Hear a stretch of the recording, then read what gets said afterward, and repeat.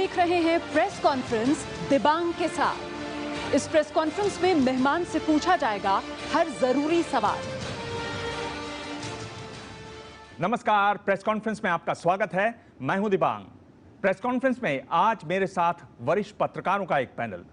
सूचना क्रांति के इस दौर में बहुत से आम लोगों को आवाज मिल रही है।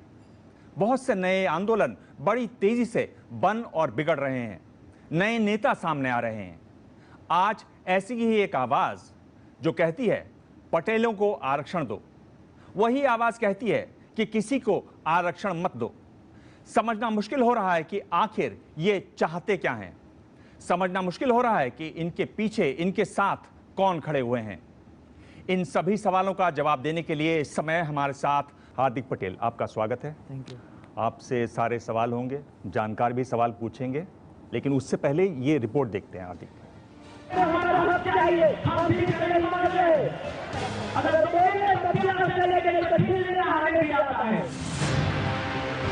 उम्र सिर्फ 22 साल, नाम हार्दिक पटेल। अपने आंदोलन से पूरे गुजरात को हिलाकर रख दिया है हार्दिक पटेल ने। लड़ाई है पाटीदार समाज को ओबीसी आरक्षण में शामिल कराने। मांग तो 40 साल पुरानी है, लेकिन इसे आग की तरह फैलाया हार्दिक पटेल ने। 25 अगस्त को अहमदाबाद रैली के बाद हार्दिक के आंदोलन की आग में पूरा गुजरात झुलस उठा था।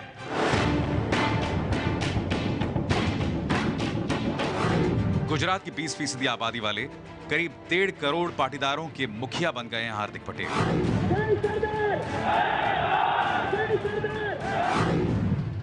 अहमदाबाद से कॉमर्स में ग्रेजुएशन करने वाले हार्दिक ने शुरुआत बतौर कारोबारी की थी।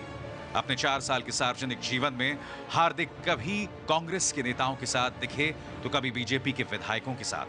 कभी वो खुद कंधे पर बंदूक लिए दिखते थे तो कभी कार के बोनट पर हाथों में रिवॉल्वर थामे दिखे। वीरमगाम में रहने वाले हार्दिक पटेल साल 2004 में सरदार पटेल सेवा दल के सदस्य बने थे। 2011 में हार्दिक ने सरदार पटेल ग्रुप शुरू किया। बीजेपी नेता भारत भाई पटेल के बेटे हार्दिक ने पिता की ही पार्टी की सरकार के खिलाफ मोर्चा खोल दिया है। बिना पोस्टर बैनर के सोशल मीडिया के दम पर हार्दिक पटेल ने अपना आंदोलन खड़ा किया।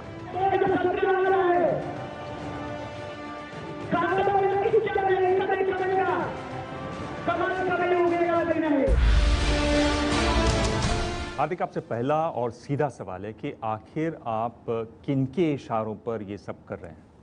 एक्चुअली सबसे बड़ी बात यह है कि किसी के इशारों पर अगर कोई चलता है तो वो घोड़ा चलता है या गधा चलता है। हम तो किसी के इशारों पर नहीं चलते। जो पूरे गुजरात के 1 करोड़ 80 लाख पटेल है, उन लोगों ने बोला कि यार जॉब नहीं मिल रही। मेरे काका, मेरे चाचा ने आत्महत्या कर ली, किसान थे।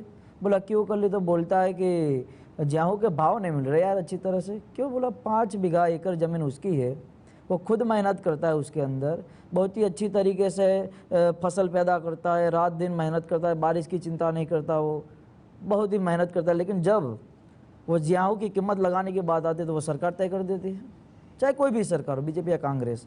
तो वो 5 एकड़ ज़मीन में वो 2 लाख का खर्चा करता है। जब गेहूँ पैदा होते तो 1 लाख के ही होते हैं। क्यों? उसी प्रकार हमारी आवाज़ सिर्फ किसानों के लिए है।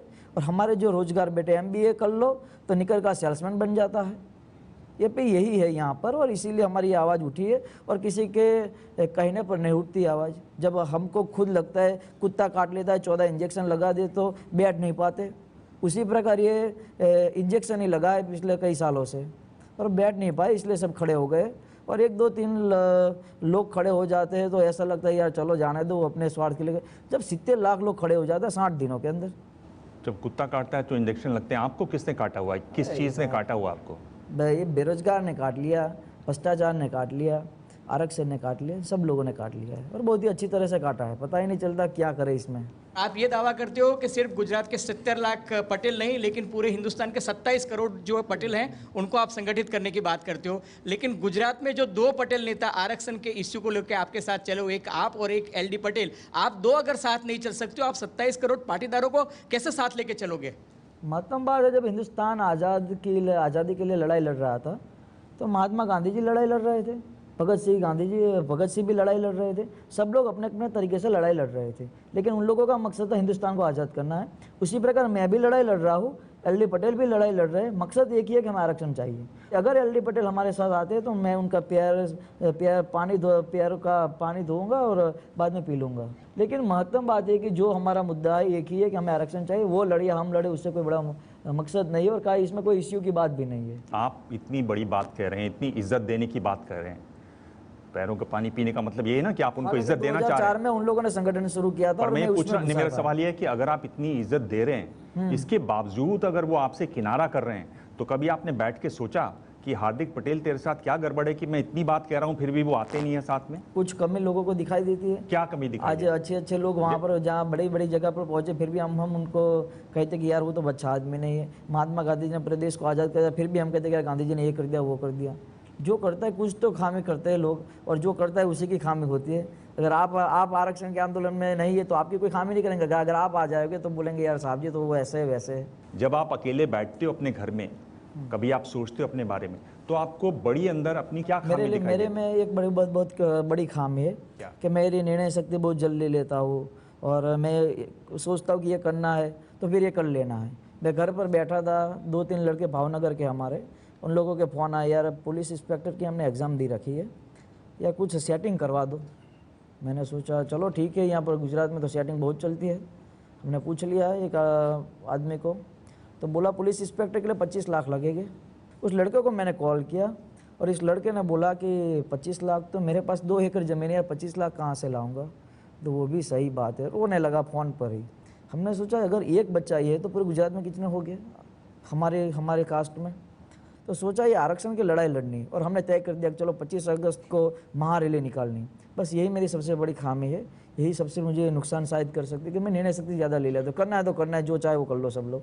आपने जिस आदमी से बात किया था जिसने कहा वो आपसे पैसे लेगा, क्या आपने उसके बारे में पुलिस को बताया? क्या उसकी शिकायत की? क्या वो आदमी आज जेल में है? क्या आपने उसके खिलाफ आवाज़ उठाई? मुझे तो उसके लिए पहली तो बात कि मैं छोटा आदमी हूँ। अब मैं वही बात कर रहा हूँ कि जब अभी तो सच बताऊँ तो मैंने आज से 3 महीने पहले दूध पीता था, अब नहीं पी रहा। मैं तब तक छोटा था। जब मैं बाहर आया, जब दुनिया के बारे में पता चला कि भाई यहाँ तो ये है। हम 2011 में संगठन चला रहे थे, उस दौरान भी भ्रष्टाचार के लिए लड़ने का पूरा प्रयास किया। किसानों के लिए कम से कम 45 दिन हम लड़े। जो यहाँ पर मारुति आई थी, मारुति का शोरूम, उस वक्त हम बहुत लड़े थे और हमने कैंसिल भी करवाया उस वक्त मोदी साहब जी थे, उनके खिलाफ लड़े हुए थे। आज जो ये मुद्दा है हमारा आरक्षण का, अगर इसमें हम सफल हो जाएंगे तो सच में हम जो भ्रष्टाचार के खिलाफ ही लड़ने वाले हैं। भाव सही लगाइए। आप एक बार लगाते हैं भाव तो महात्मा गांधी बन जाते हैं, दूसरे सवाल में आते नहीं मैं तो बहुत छोटा आदमी हूँ। आप हार्दिक पटेल हैं, वही रहिएगा। नरेंद्र मोदी यहाँ 15 साल तक चीफ मिनिस्टर थे, तब तो आपने बिल्कुल आवाज़ नहीं उठाई, और आवाज़ उठाई तो बहुत छोटे लेवल पे उठाई। ये जो भ्रष्टाचार के जो कुत्ते ने काटा या इसके कुत्ते ने काटा, ये तो तब से काट रहे थे आपको, आज से तो पहली बार नहीं काटा। क्या आपको नहीं लगता है कि ये आरक्षण के नाम से एक कोई सोची समझी राजनीतिक चाल है कि मोदी के 1 साल में मोदी थोड़े से कमज़ोर हुए, कमज़ोर मुख्यमंत्री बैठा हुआ है गुजरात में, ऐसे में एक विद्रोह किया जाए उसके खिलाफ, और कुछ भाजपा के लोग भी इसमें साथ दे रहे हैं, कुछ संघ के लोग भी जो मोदी के नाराज थे वो सब साथ है। तो आपको नहीं लगता कि किसी सोची समझी साजिश के तहत आपके पूरे आंदोलन का उपयोग किया जा रहा है? पहली बात कि मैं 22 साल का हूँ, मैंने एक बार वोट किया है, और वो सच बताऊँ तो मुझे भी नहीं मालूम मैंने किसको किया है। एक बार वोट किया है, और मुझे जो सही लगा मैंने किया। मैं किसी के मुख पर या किसी की दूरी पर चलने वाला आदमी नहीं हूँ, ये पहली बात। और ना मेरा किसी नेता के साथ रिश्ते है, ना किसी पॉलिटिकल पार्टी के साथ मेरे संबंध है, ये है ही नहीं उसमें। और जब मोदी जी यहाँ थे तो फिर ये आरक्षण के लिए लड़ाई लड़ी थी, लेकिन सही तौर पर प्रतिनिधि नहीं मिला था। वो पॉलिटिशियन बन जाता या किसी के दबाव में दब जाता था। ये आंदोलन सर इसलिए चला है कि इसमें ना कोई बड़ा है, इसमें जो भी आंदोलन वो 30 साल से छोटे हैं, और उसको ना किसी की फिक्र है, और इसीलिए आंदोलन इतनी वायु वेग से इतना पूरे गुजरात में चला गया। आपने कहा कि आपको पता ही नहीं कि आपने किसको वोट दिया था। क्या मतलब आप इतने अनजान हैं, या आप बताना नहीं चाहते हैं, या आपको लगता है कि आप बताएंगे तो ये पता चल जाएगा कि आप पहले किसके साथ थे? हमारे जो सीट है साहब जी, वहाँ से 17 लोग चुनाव लड़े थे उस बार, और वो 17 लोग में जब कहते हैं कि पहली बार जाता है तो छोटा असमझ होता है। मैं उस वक्त असमझ में था, मुझे पता ही नहीं चलता था वो राजनीति क्या होती है, वोटिंग क्या करना है। सब लोग चलते थे तो हम भी चल गए, चलो भाई चलते। उस वक्त तो कुछ आपको निशान याद है, कौन सा निशान था? तीसरे नंबर पर था, इतना मालूम है। मालूम नहीं किसको दिया। अब जाऊंगा तो ध्यान से देखूंगा, पहले नंबर पर बीजेपी है, दूसरे नंबर कांग्रेस है। अब ध्यान से दूंगा ताकि लोगों को बता पाऊंगा मैंने इसको वोट दिया है। हार्दिक, आपने अहमदाबाद में एक बहुत बढ़िया रैली की, 8 से 10 लाख लोग आए और बहुत बड़ी प्रभावशाली रैली थी। लेकिन इतने दिनों से आप जो बात कर रहे हैं हम ध्यान से सुन रहे हैं। एक टाइम आपने बोला कि आपका परिवार पूरा भारतीय जनता पार्टी के साथ है। कभी आपने भी बोला कि शायद आप भी भारतीय जनता पार्टी के साथ, आप बोल रहे हो आप किसी पार्टी के साथ नहीं हो। फिर आप रैली में बोलते हो कि मैं 2070 में कमल को खेलने नहीं दूंगा, नंबर 1। कभी आप गांधी जी की बात करते हो, कभी आप सरदार की बात करते हो, अहिंसा की बात करते हो, और उसके साथ साथ आप नक्सलवाद की भी बात करते हो। कभी आप केजरीवाल की बात करते हो, कभी नीतीश कुमार की बात करते हो, कभी बाला ठाकरे की बात करते हो। इस सब की जो विचारधारा है एक दूसरे से भिन्न है। ऐसा नहीं लगता है कि आपके अपने वचन और आपके जो स्टेटमेंट है वो कॉन्ट्राडिक्टरी है और आप एक कन्फ्यूज्ड विचार सरणी के साथ इस आंदोलन को आगे ले जा रहे हैं? आप ही ने एक हाल में बात कही है, वो सुनवा देना चाहता हूँ।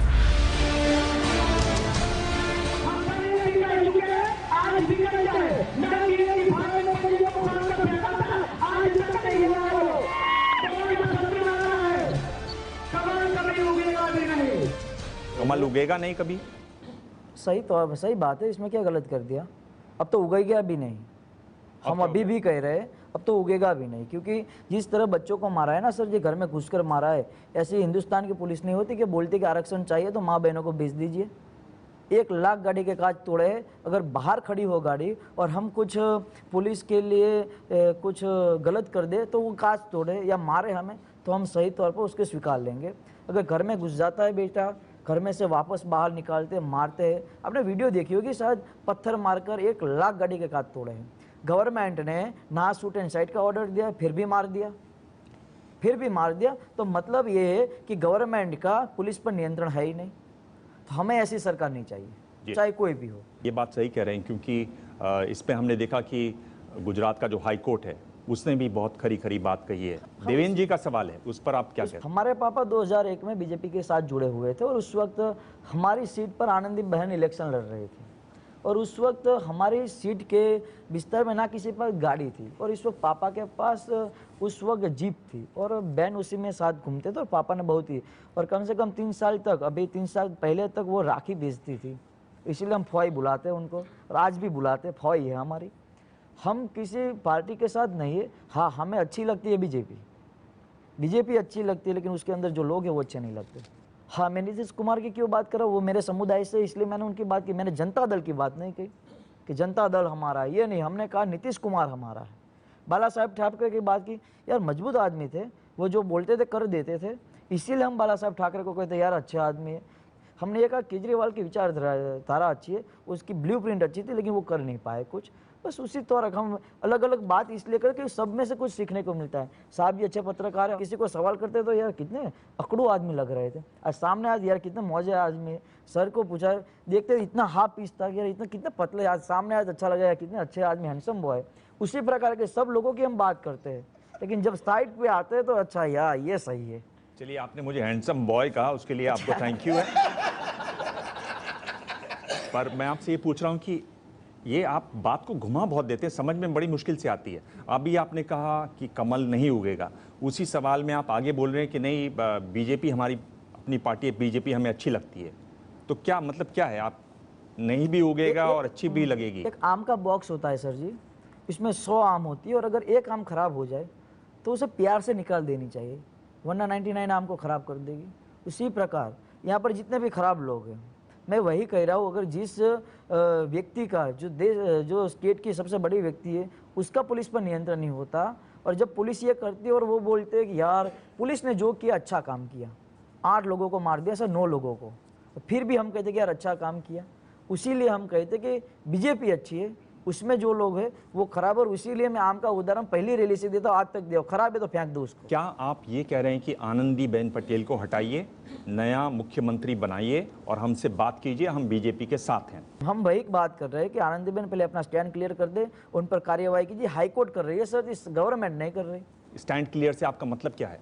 स्टैंड क्लियर से पहला मतलब है कि हमने अभी जो वक्त चल रहा है उसमें हमने आरक्षण को साइड में कर दिया। अभी आरक्षण हमें नहीं चाहिए, हमें जो जीएमडीसी ग्राउंड पर जितने भी पुलिस वाले थे उन सबको पहले सस्पेंड कर दो, क्योंकि वो अगर आपकी बिना इजाज़त जो लोग हैं हमला कर देते हैं। और उस वक्त जब रामदेव जी बैठे थे रामलीला पर तो बहुत उछल कर चल बसे से उठ पर कि यार कि कोई संत बैठा है उसको ऐसे मारते। तो हम तो देश के बच्चे हैं, देश की भविष्य है, अच्छे काम के लिए बैठे तो हमको मार दिया। और सर जिस तरह से मारा है ना, मैंने अपनी आंखों से देखा। मैं वैन में बैठा था और बंदूक की टस से मुझे हम लोगों को मारा था। हार्दिक पटेल कह रहे हैं कि अगर आनंदीबेन पुलिस वालों को, दोषी पुलिस वालों को सस्पेंड कर दें तो हार्दिक पटेल बीजेपी के साथ हैं, ये आप मुझे कह रहे हैं। जी ब्रजेश, आप अपना सवाल पूछिए। आप एक बार नरेंद्र मोदी की आलोचना करते हैं, दूसरी तरफ उनकी तारीफ करते हैं कि बड़े मजबूत नेता हैं, दूसरी तरफ आप कहते हैं कि अभी तक उन्होंने कोई ऐसा डिसीजन नहीं लिया है जिसकी वजह से तारीफ की जाए, तीसरी तरफ आप ये कहते हैं कि आप गांधी के रास्ते पर चल रहे हैं, चौथी तरफ आप ये कहते हैं कि आप भगत सिंह का रास्ता भी अख्तियार कर सकते हैं। तो आपके पीछे जो लोग हैं, आप जिस कम्युनिटी से आते हैं, जिनके रिजर्वेशन की लड़ाई लड़ रहे हैं, क्या आप उनको भी कंफ्यूज नहीं कर रहे हैं? क्योंकि जो है आपका कंफ्यूजन उनको भी परेशान करेगा कि वो क्या रास्ता अख्तियार करें। एक्चुअली कंफ्यूजन तो कोई नहीं होता सर जी। जब यहाँ से कोई जाता है और कहता है कि यार हिंदुस्तान के बॉर्डर पर कोई अगर हिंदुस्तान के किसी आर्मी का सर ले जाए मैं 2 ले आऊँगा, क्या मजबूत बात की यार, बहुत ही मजबूत सी बात थी, इसलिए हमने उनको मजबूत कहा। आज वहाँ गए, जो पहले होता वही हो रहा है यार, क्या बनाता है यार, हम वही बात करें। और हमारे निवेदन सर जी किसी को आज तक बुरे नहीं लगे, बुरे लगते हैं 25 तारीख तक किसी को कुछ लगा ही नहीं। किया हार्दिक बात करता है यार, हार्दिक की बात ही अच्छी लगती है, हार्दिक जो कहता है वो 70 लाख लोग कर लेते हैं। 25 तारीख चल जाती है तब यार हार्दिक तो बुरा आदमी यार, हार्दिक के तो पुतले जलने लगते हैं। हमने सर 2002 में किसी व्यक्ति के पुतले बहुत जलाए थे, बहुत सारे। आज देश का सबसे बड़ा नेता हमने उसको बना दिया है। मैं वही कह रहा हूँ कि हमारे निवेदन किसी के लिए गलत नहीं, हम सही कह रहे हैं, हम छोटी समझ से, लेकिन किसी को तो अच्छा लगता है। और इसीलिए आज मेरे लिए सब लोग बाहर नहीं आए, मैं तो सबको अच्छी एक दिशा दे रहा हूँ कि भाई यहाँ से चलो, और सब लोग चले जाते, क्योंकि वो कहते कि ये हार्दिक बोल रहा है अच्छा है, मैं असमझदार हूँ लेकिन मैं पूरा साफ हूँ, बस इतना मुझे मालूम है। आप समझदार क्यों नहीं बनते हैं? अभी छोटा हूँ ना, 22 साल है सर जी। कब, किस उम्र तक आप समझदार बनेंगे? 24 साल को। 24 पे हो जाएंगे आप समझदार? 24 साल को हो जाऊंगा। चलिए, 2 साल बाद आप समझदार होंगे। बिल्कुल। क्या आपको ऐसा नहीं लगता कि आप आरक्षण विरोधियों की जो लॉबी है देश में उसका मोहरा बन रहे हैं? क्योंकि आपका आंदोलन जिस तरह से चल रहा है वो धीरे धीरे उसी ओर जा रहा है कि आरक्षण का बोझ इतना बढ़ जाए कि उसको ख़त्म करना पड़े और इस देश से आरक्षण ख़त्म हो जाए। आप आरक्षण चाहते हैं या आरक्षण ख़त्म कराना चाहते हैं? पहली बात कि मैंने आरक्षण हटाने की बात आज तक नहीं कही, आज तक नहीं कही। अगर उसी 27% में लोग बढ़ते गए तो कितने लोगों को क्या मिलेगा? वो 27% में अभी 147 कास्ट है, 147 कास्ट। अगर उसमें एक कास्ट चली आती है 148, तो उसमें कोई बड़ा नुकसान नहीं हो सकता सर। पर ये जो ओबीसी कमीशन है, क्या आपने वहाँ पर अप्लाई किया है? क्योंकि उनकी 11 शर्तें हैं और जो जानकार हैं वो बता रहे हैं कि उनमें से एक भी शर्त आप पर नहीं लागू होगी जिस तरह की शर्तें ओबीसी कमीशन के लिए बनी हुई। क्या आपने उसका विस्तार से अध्ययन किया है या आप में से किसी लोगों ने किया, आपके किसी सहयोगी ने किया है उस पर अध्ययन? रात को 3:30 बजे किसी आतंकवादी के लिए सुप्रीम कोर्ट खुल जाती है साहब जी।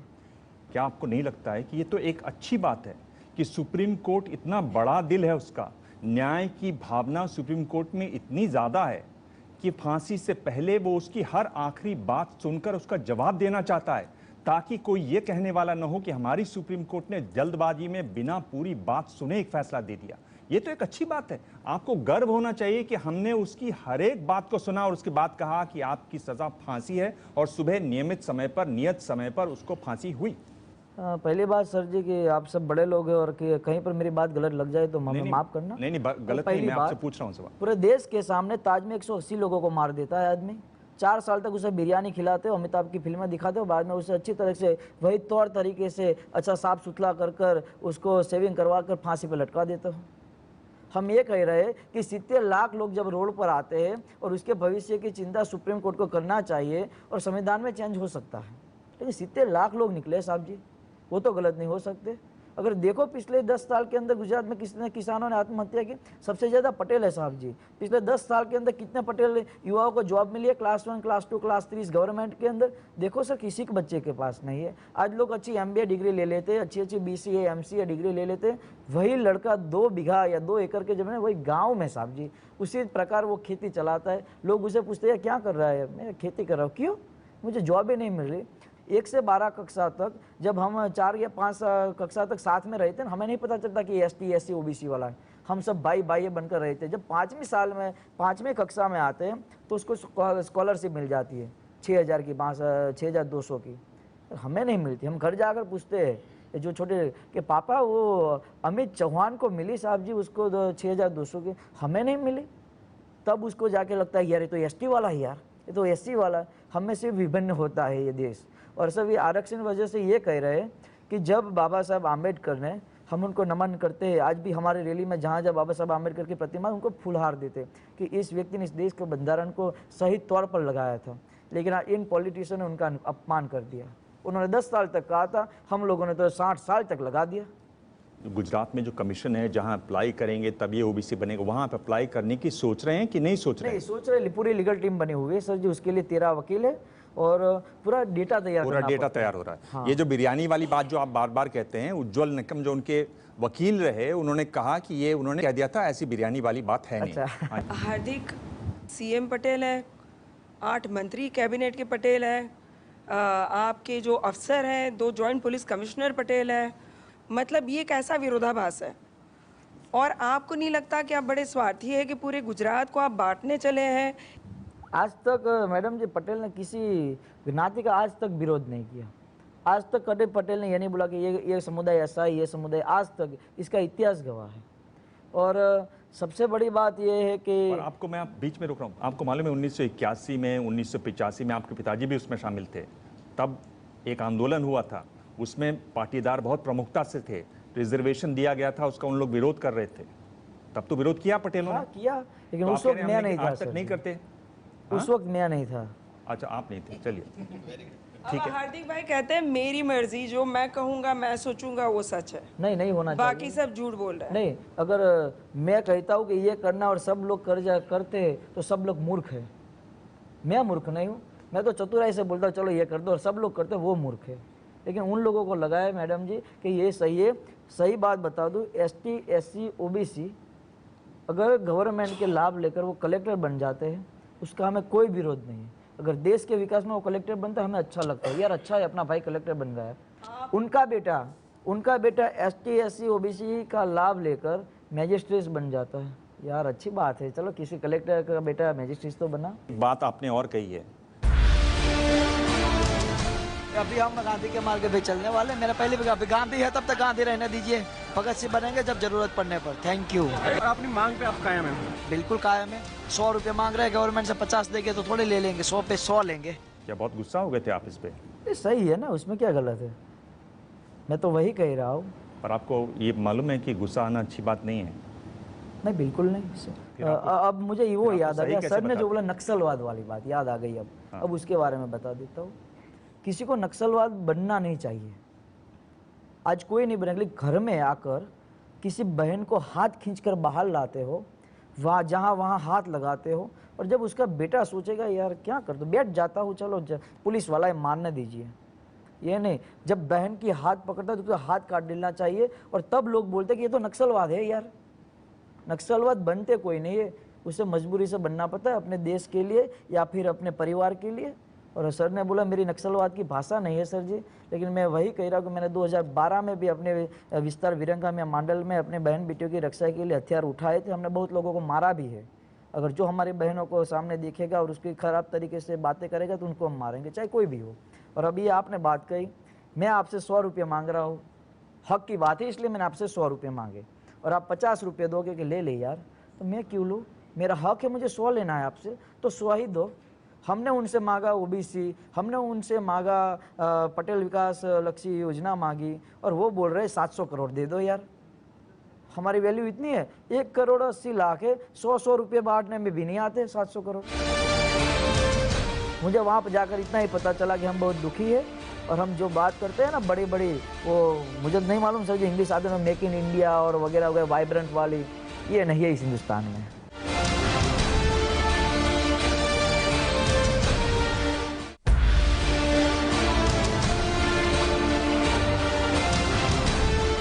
आपको नहीं लगता कि देश में कायदा कानून होता है, एक न्याय व्यवस्था है, पुलिस है, वो सुचारू रूप से चलनी चाहिए? अगर आप इकट्ठा हो जाएं पटेल, और भी देश में बहुत सारे समुदाय हैं, सब एक दूसरे को काटेंगे, वो आपको काटेंगे, फिर देश बचेगा? फिर आप बचेंगे कहीं?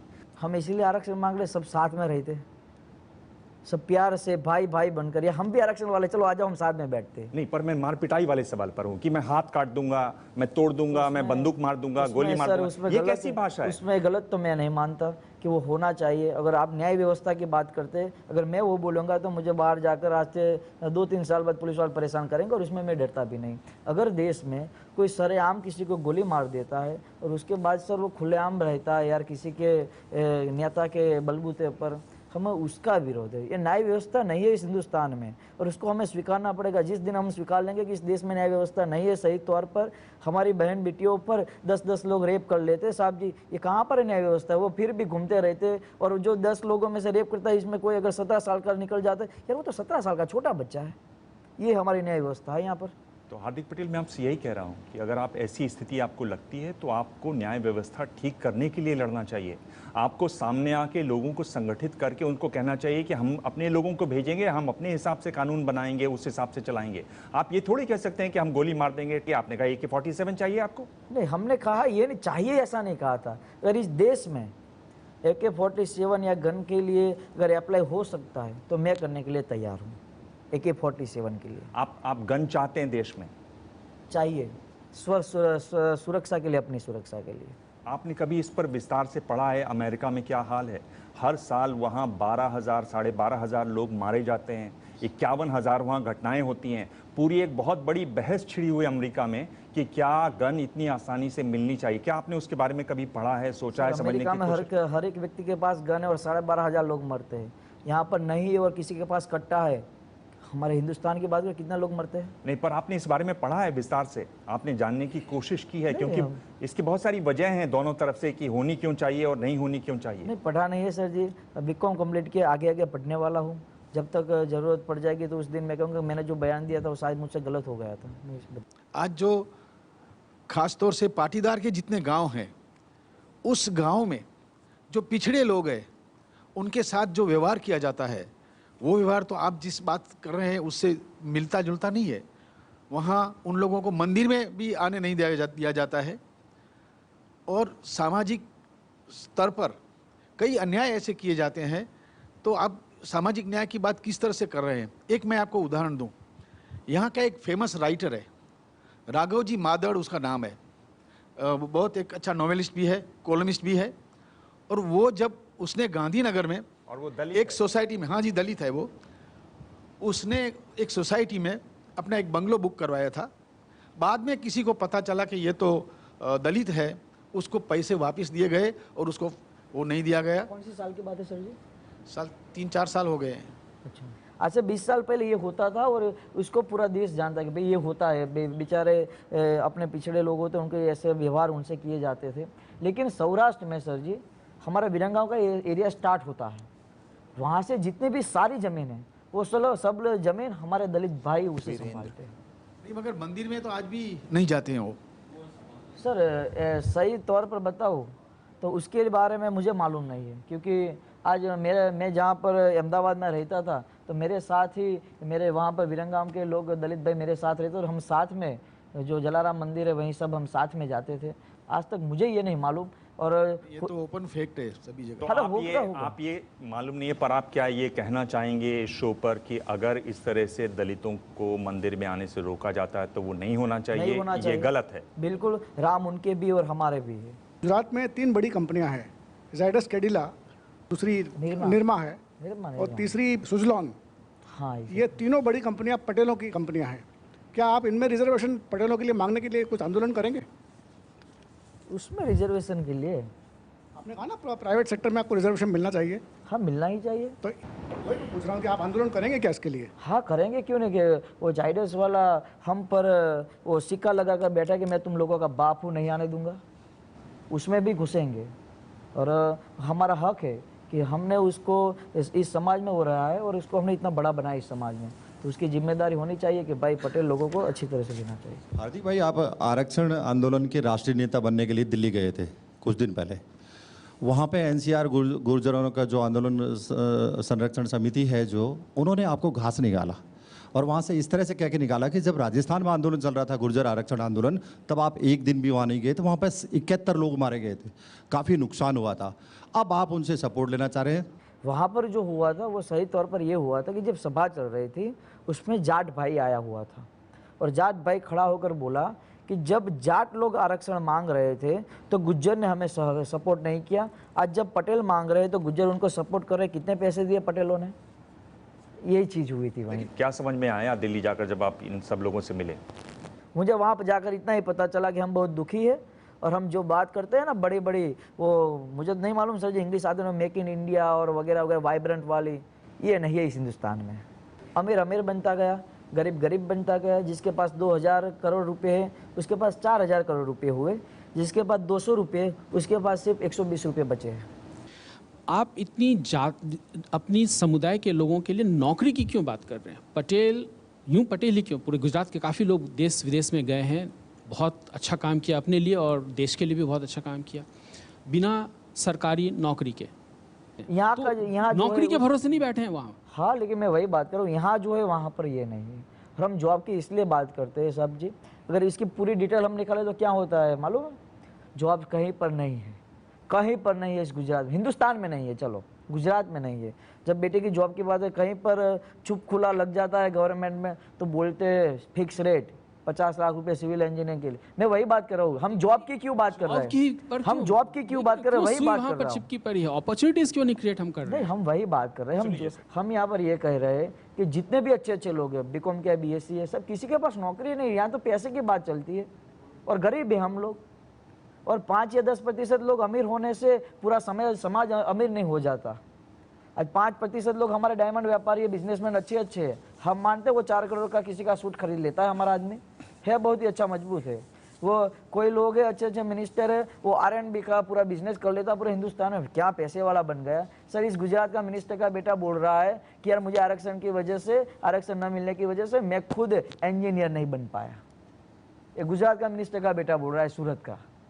इसीलिए हम जॉब मांग रहे हैं। और सर सच बताए तो इस गुजरात के अंदर सबसे ज़्यादा बेरोजगार पटेल युवा है और उनकी शादी नहीं हो रही। तो क्या आप कह रहे हैं कि शादी की समस्या हो रही है हार्दिक पटेल को? नहीं, मुझे तो नहीं हो रही है। 22 साल का हूँ, शादी अभी से शादी कर लूँगा मैं।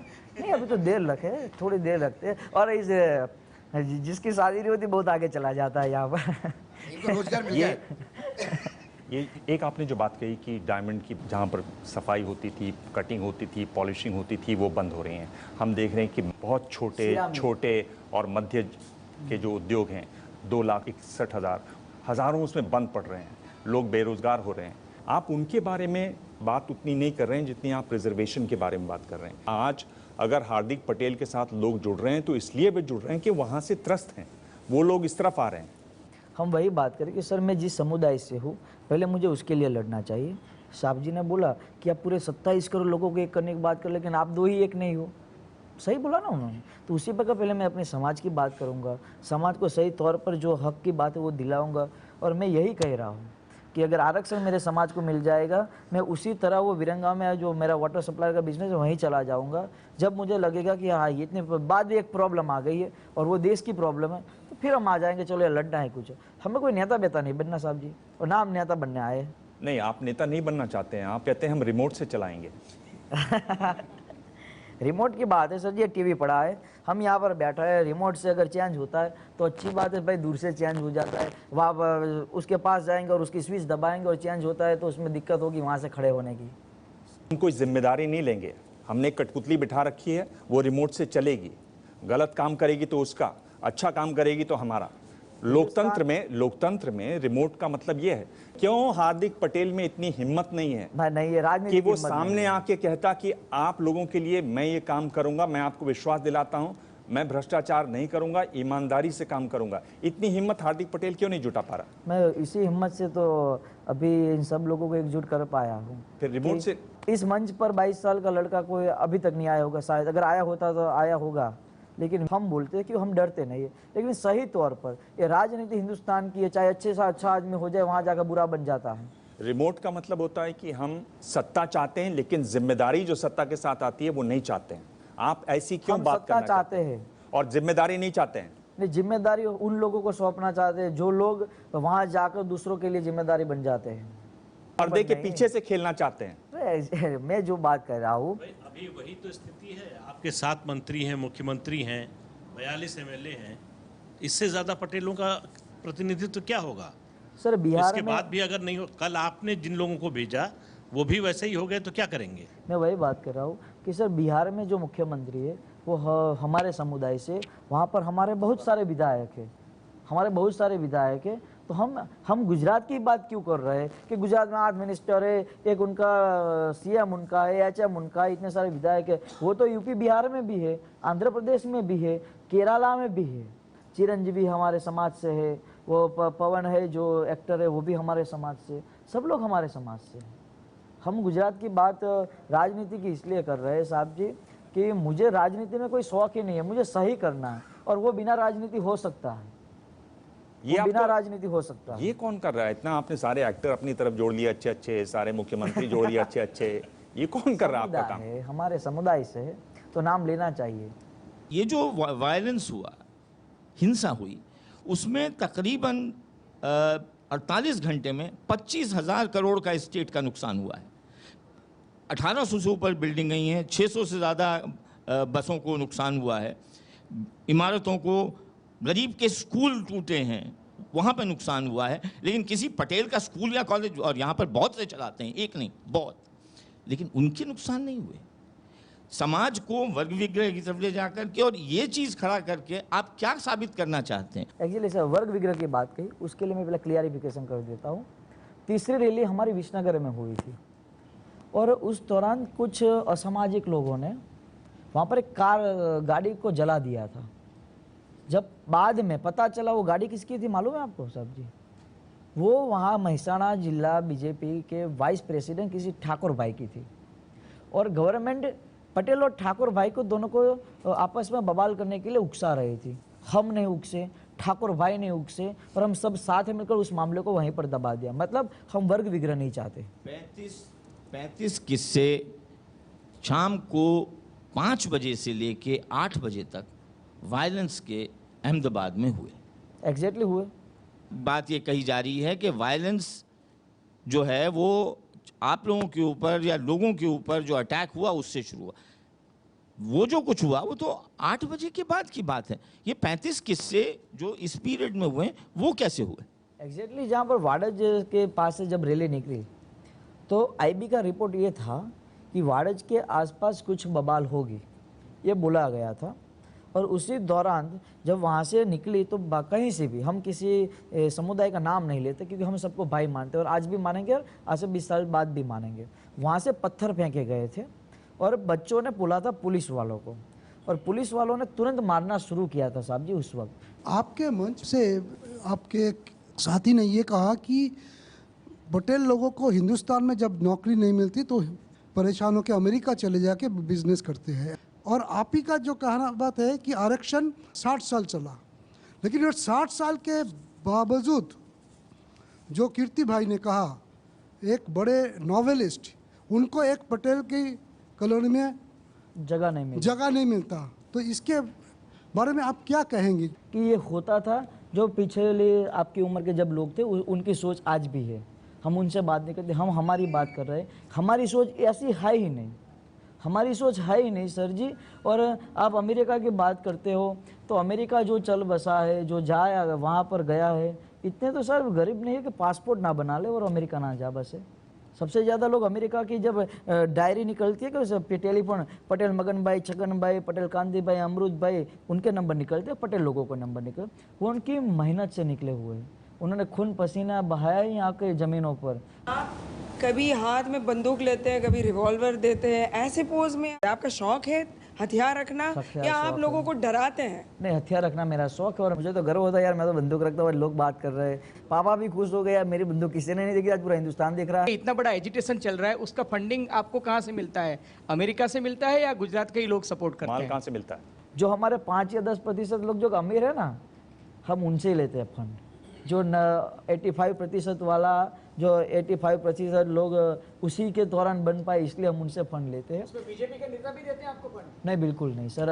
और सच बताऊँ तो कई लोगों, चाहे बीजेपी हो, कांग्रेस हो, और कुछ बीजेपी के साथ जुड़े हो लोग, बहुत लोगों ने बोला यार पैसे ले जाओ, आंदोलन मजबूत बना दो, लेकिन आज तक मेरी फ़ोन की एक अगर लिस्ट निकाल दो साहब जी, तो किसी के पास हमने आज तक पैसा नहीं मांगा।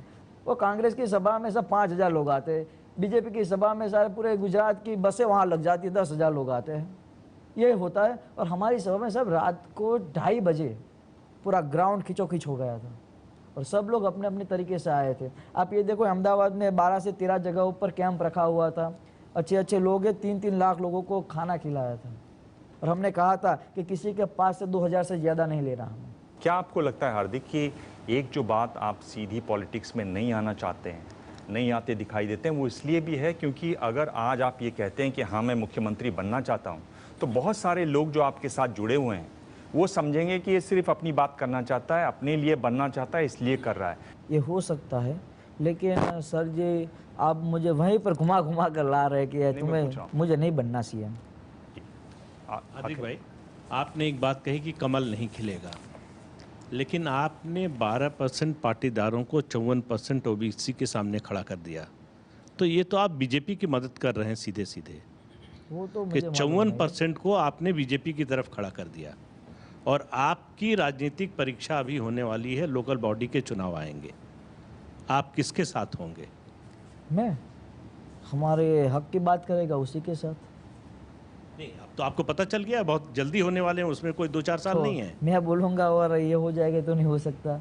आप चाहोगे या मुझे किस में वोट करना है वो आपकी जिम्मेदारी, लेकिन मैं ये मानता हूँ कि किसी माँ बहनों को बुला हुआ शब्द, किसी के पीठ पर लगी हुई जो लाठी की चोट, कोई नहीं भूलेगा। अगला दौर है रैपिड फायर का। देखते हैं हार्दिक पटेल जो अब तक साफगोई से जवाब दे रहे हैं, रैपिड फायर के 5 सवालों में से कितने सवालों का जवाब दे पाते हैं। गुजरात का अगला मुख्यमंत्री आप किसे देखना चाहते हैं, आनंदीबेन पटेल या अमित शाह?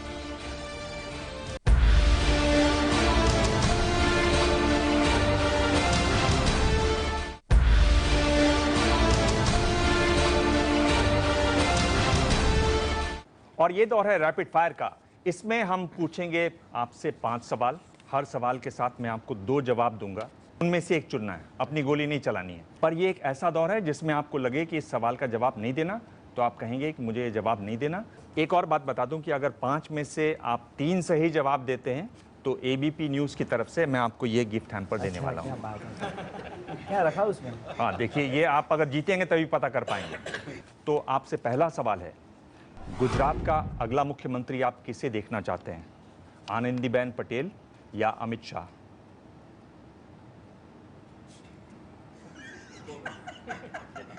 नहीं देना जवाब। मेरा दूसरा सवाल है, गुजरात के अच्छे सीएम कौन थे, नरेंद्र मोदी या केशुभाई पटेल? केशुभाई पटेल। क्यों कह रहे हैं आप ऐसा? अच्छा किया था। और नरेंद्र मोदी? केशुभाई ने अच्छा किया था। मैंने सोचा आप इसको भी छोड़ने वाले हैं। हमारा तीसरा सवाल, हार्दिक पटेल के पीछे कौन खड़ा है, बीजेपी या कांग्रेस? 27 करोड़ कुर्मी पाटीदार। 2 ऑप्शन आपके पास हैं, बीजेपी या कांग्रेस। कोई नहीं। तो आप ये सवाल भी छोड़ रहे हैं? हाँ। मतलब 3 में से 2 सवाल आपने छोड़ दिए हैं, 2 सवाल बचे हुए हैं। हार्दिक पटेल सीधे राजनीति में आएंगे या रिमोट से राजनीति चलाएंगे? नहीं देना जवाब। पर आप तो कहते रहे कि आप रिमोट से चलाएंगे। हाँ, जिम्मेदारी से चलाएंगे। रिमोट से चलाने की तो हम बात ही करें, लेकिन जिम्मेदारी से चलाएंगे। जो आपने कह दिया जिम्मेदारी होनी चाहिए, तो अब हम वही करेंगे, जिम्मेदारी से चलाएंगे। तो मतलब प्रेस कॉन्फ्रेंस का ये फायदा हो गया कि अब आप रिमोट से हटकर जिम्मेदारी पर आ गए हैं। अच्छी बात। आपके दिल के करीब कौन है, लेउआ पटेल या कड़ुआ पटेल? यार तीसरा ऑप्शन दे दो। दो ऑप्शन है आपके पास? नहीं, दोनों है हमारे पास, इसके जवाब नहीं होते सर जी। दोनों है हमारे पास और बहुत ही बड़े संकट में डाल दिया आपने। हम तो लोग उसकी संतान है, दोनों हमारे भाई है, दोनों हमारे बाप है, दोनों हमारे साथ है। चलिए, आपने सिर्फ एक सवाल का जवाब दिया। मैं उम्मीद कर रहा था आप ज़्यादा सवाल का जवाब देंगे, लेकिन हम पहली बार अहमदाबाद में किसी का इंटरव्यू करने आए हैं, इसलिए फिर भी मैं आपको ये गिफ्ट हैम्पर देता हूँ।